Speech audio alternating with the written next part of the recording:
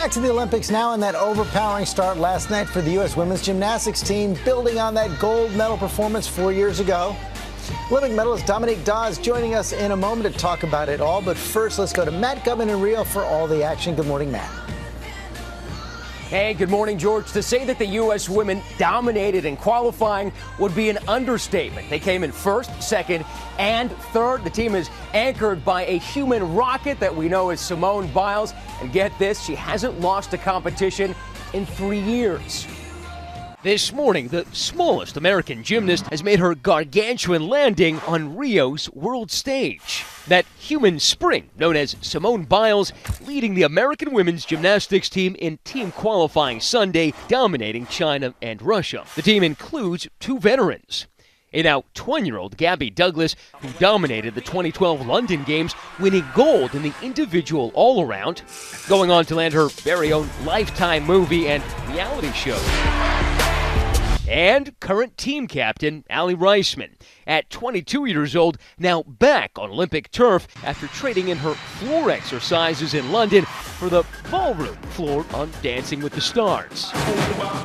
Rounding out the team, 2 more newcomers, 16-year-old Lori Hernandez and 19-year-old Madison Koshin.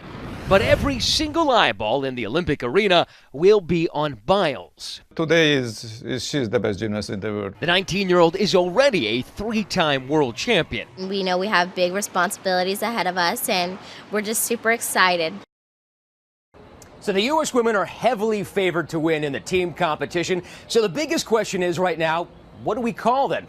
In the 2012 games in London, they were known as the Fierce Five. So now is it the Fiercer Five, the Fiercest Five? The only thing we know for sure, they're vying for gold tomorrow in that stadium behind me. George. We will be watching. You'll be working on that nickname. Dominique Dawes joins us now. She's a veteran of the Magnificent Seven U.S. team, 1996 Olympics. Thanks for joining us again. And, of course, the women coming off that spectacular performance in 2012. The bar is high. The bar is very high. I don't know if these girls are really feeling the pressure, because for those that watch the prelims, I mean, they're 10 points ahead of their nearest competitors, which is China and then Russia. So, you know, these girls are going to feel a little bit of pressure, but their number one competition really is themselves. So Team USA is versus themselves. Feeling the pressure, but it seems like they're having some fun with it. You know, I met Simone Biles for the first time at Olympic trials, and she is unlike any other Olympic gymnast I've ever met. She did not have the bar, the gates or the bars up, which is what myself and my Magnificent Seven teammates always had. We were a little more stiff, and she was really relaxed. She was fun. She was genuine, and she looks like she's out there loving it. What do you think that's about?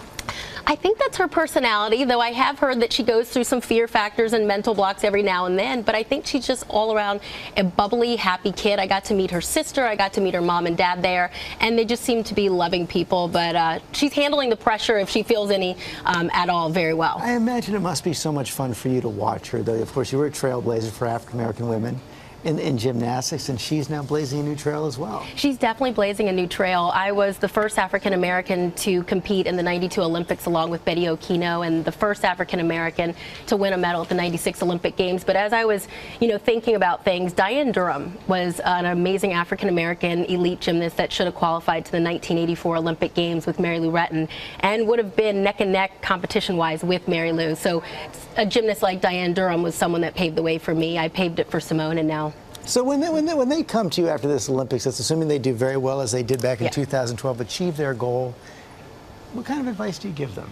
I always say have fun. They truly do love what they're doing. Those 5 girls out there, though there's only 4 or 3 that are competing, they look like they're loving what they're doing. So always have a passion for what you're doing. And remember, even though you turn pro or you start to make money in the sport, don't treat it like a job. Don't treat it like a business. You got to make sure you still have the love of the sport. And I truly hope that Simone Biles continues to have a love of the sport, even while she starts making a significant amount of money after she's going to win the team gold, after she's going to win the individual all-around gold, and possibly individual event golds. Heard it here first. All the predictions, Dominique. Thanks for coming back in.